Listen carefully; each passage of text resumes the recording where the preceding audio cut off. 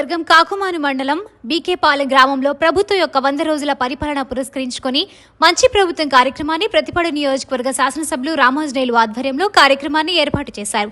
బీకేపాలెం గ్రామానికి విచ్చేసిన ఎమ్మెల్యే రామాంజనేయులు మాట్లాడుతూ కూటమి ప్రభుత్వంలో పలు అభివృద్ధి కార్యక్రమాలు మొదలయ్యాయని, బీకేపాలెం గ్రామ పంచాయతీకి 9 లక్షల గ్రాంట్ అభివృద్ధి పనులు కేటాయించామని రామాంజనేయులు తెలిపారు. కాకుమాను నుండి పెదనందిపాడు గరికపాడు రోడ్డుకు నిధులు విడుదల అయ్యాయని, అభివృద్ధి అంటే కూటమి ప్రభుత్వం ధ్యేయమని ఆయన ఉద్ఘాటించారు.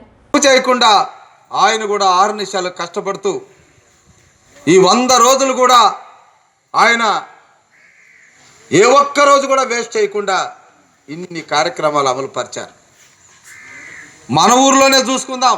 తర్వాత పాత ఇళ్ళు 2014-18 మధ్య కట్టినటువంటి ఇళ్లకు బకాయిలు రాక అప్పుల పాలైనటువంటి మా ఇల్లు నిర్మించుకున్నటువంటి పేదలకి బకాయిలు ఇచ్చాం.